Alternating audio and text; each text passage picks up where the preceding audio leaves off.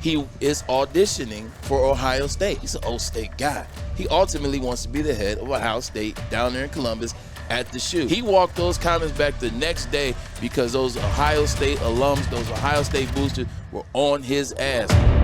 Coming up here, we're talking about the head coach of Notre Dame, Marcus Freeman, and the shots that he took at Ohio State. He has since tried to walk them back a little bit. If you could just go down, do you have that stick? Okay, we're just going to go down the line here. So Notre Dame head coach Marcus Freeman apparently took a shot at Ohio State's academics. Now, the Buckeyes have the numbers.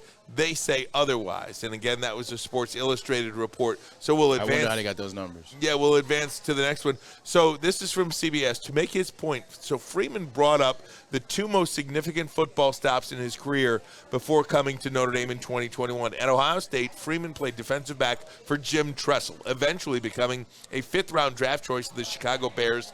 At Cincinnati, he earned a reputation as one of the nation's best defensive coordinators. Quote, this is the quote that got him in trouble. You don't go to class at places like that. Okay, take some online classes, show up for your appointments. At Notre Dame, you're forced every day to go to class. And that was the quote that got him in trouble. Yeah. So then he comes on and tries to walk it back.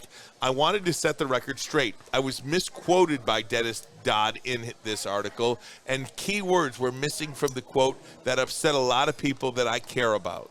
Go ahead, I'm sorry. I would never disrespect Ohio State. I would never say you don't go to class and disrespect my alma mater. Here's a question. What words were missing from that, though? That is what I don't know. What words were missing? That is what I don't know. Now, he goes on and quoted as saying, we addressed it head on and just say this is different. We address it head on and just say this is different. You're not going to be able to stay in all athletic dorm or apartment complex, and you're going to be forced to have a roommate who could just be a normal student. But that roommate could also be a CEO on Wall Street. That roommate could also be somebody that you'll forever be connected with. Okay. Talking about Notre Dame, yada, yada. Okay. I don't need to hear either anymore. way. I've heard enough. So this is very interesting. When this came out, I was actually at a golf outing Tuesday for Meyer, the LPGA Simply Gift.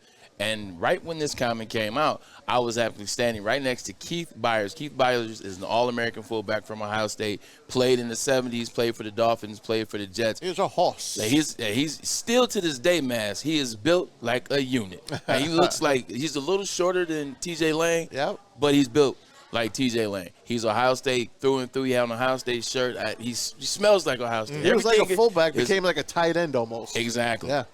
So when he saw that, he was pissed. He said, you don't make comments like that. You don't talk about Ohio State like that, the team that gave you the opportunity. Like, he went on, and he was very upset. And he said that he was going to have to walk those comments back. Well, the next day, Marcus Freeman did walk him back. But going back to when I was talking to Keith said, you know what he's trying to do at Notre Dame. It's an audition for Ohio State. But now, because he's made those comments, Ohio State would never let him be the head coach. But you know what I said?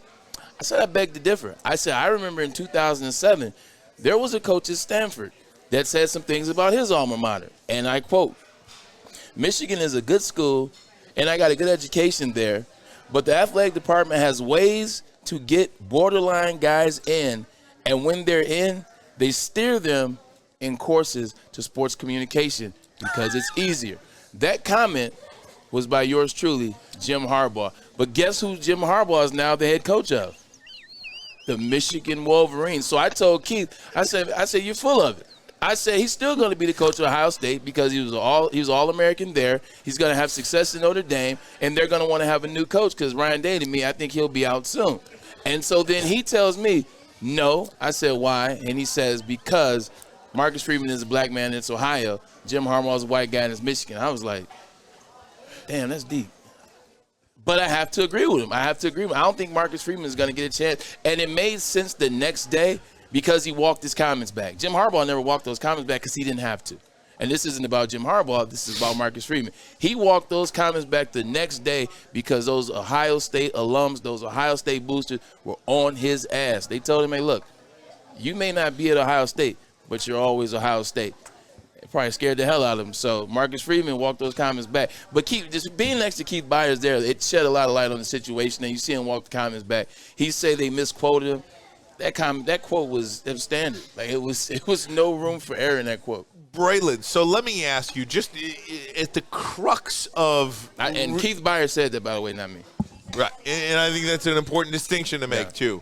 But at the crux of the issue, is it Ohio State's belief that Marcus Freeman is basically auditioning to be the next head coach at Ohio State in his run at Notre Dame? So that's what that is. Right. That's what this is. Obviously, it's not like being a head coach at Notre Dame is like some fluff job. I mean, it's a very important job. It's one of the great jobs in college football.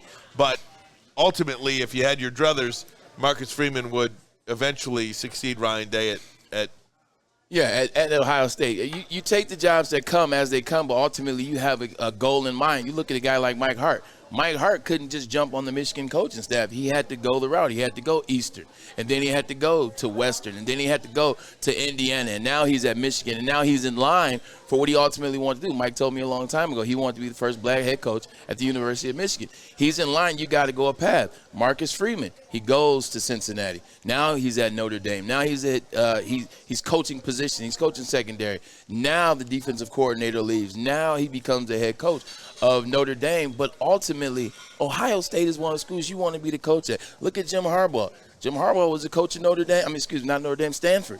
And had some great success out there with Andrew Luck, with guys like that, Toby Gerhart and such. Then he goes to the NFL. But in the back of a guy like that, Jim Harbaugh, mind, what did he always want to do? He wanted to go back to Michigan. Marcus Freeman wants to do the same thing. Hell, if I went to Ohio State and I had an opportunity, I would want to be the coach of Ohio State. He is auditioning for Ohio State. And it doesn't sound right because you're like, Notre Dame and Ohio State are on the same level.